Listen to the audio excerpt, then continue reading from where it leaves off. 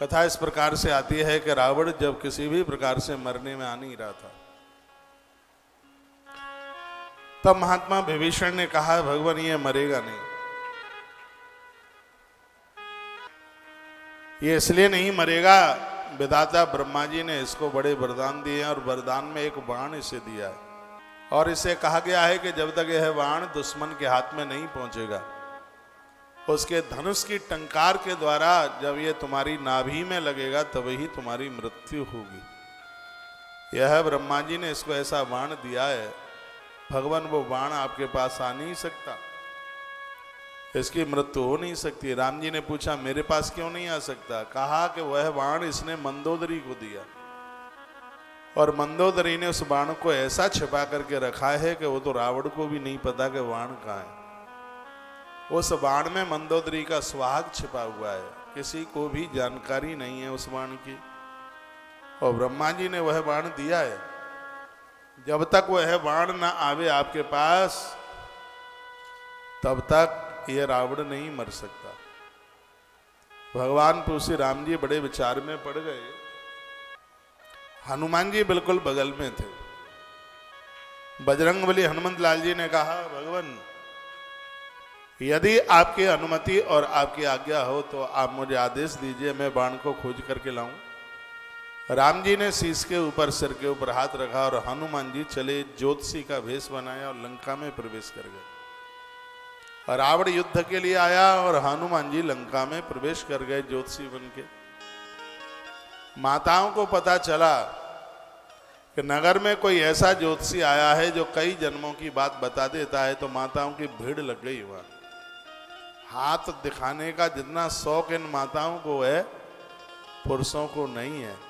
आप हाथ दिखाने में, जन्म पत्री दिखाने में अरे बड़ा विश्वास करते हैं आप।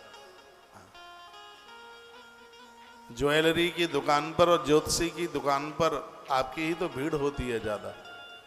इतनी भीड़ थी हनुमान जी के पास कि सूचना मंदोदरी के पास तक पहुंच गई। मंदोदरी ने भी उस ज्योतिषी को अपने दरबार में बुलाने के लिए न्योता भेजा और हनुमान जी तो चाह ही रहे थे कि कैसे भी मंदोदरी के पास पहुंच जाऊं। निमंत्रण बजरंगी को मिला और हनुमान पहुंच गए मंदोदरी के यहाँ। मंदोदरी ने देखा, उसने सोचा कि ज्योतिषी देखा हुआ सा लगता है पर पहचान में नहीं आ रहा कौन है। लंका जलाकर प्रसाद देके यही तो गए थे पूरे लंका को, समझ नहीं पाई मंदोदरी। मंदोदरी ने कहा कि मेरे पति युद्ध के लिए गए हैं, आप आशीर्वाद दीजिए कि इस युद्ध में मेरे पति को विजय मिल जाए। बेस बहुत ज्यादा।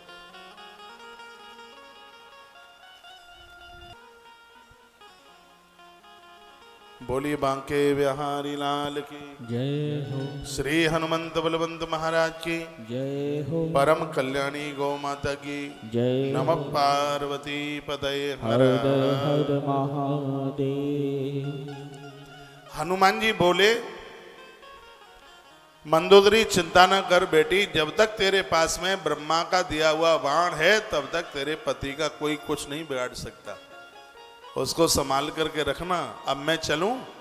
हनुमान जी दरवाजे तक पहुंचे, फिर वापस आ गए और कहने लगी बिटिया मंदोदरी तू बहुत ज़्यादा सीधी है और मुझे ऐसा लग रहा है कि तू बाण किसी को बता ना दे, इसलिए तुझे समझाने के लिए आया हूँ। सुहाग की बात है और युद्ध बहुत बड़ा छिड़ गया है, इसलिए ये बाण किसी को बताना मत। मंदोदरी को लगा कि गुरुजी तो हमारी बड़ी फिक्र कर रहे हैं और हनुमान जी फिर दरवाजे तक गए, ज्योतिषी बने हुए थे, और फिर वापस चल करके आ गए और फिर आकर के कहने लगे मंदोदरी मेरी ज्योतिषी है बोल रही है कि तू कहीं विभीषण वगैरह को बता ना दे बाण।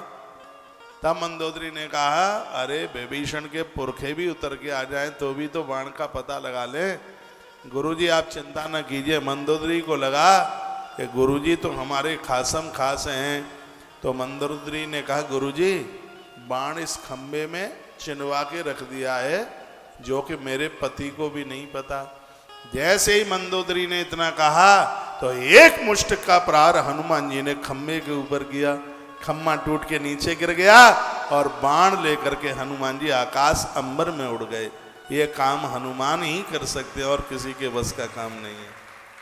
तो बाण प्रभु श्री राम जी को हनुमान जी ने जाके दिया, कहा भगवान ये बाण संभालिएगा।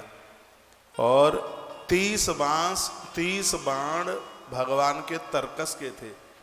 जो रावण की नाभि में जो बाण लगा था वो यही 31वां बाण था, जो कि विधाता ब्रह्मा जी ने रावण को दिया, रावण ने मंदोदरी को दिया, और हनुमान जी अपनी होशियारी से मंदोदरी से वो बाण लेके आ गए।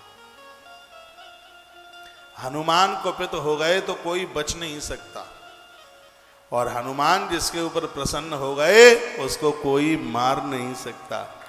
ऐसे बजरंगबली श्री हनुमत लाल जी महाराज हैं।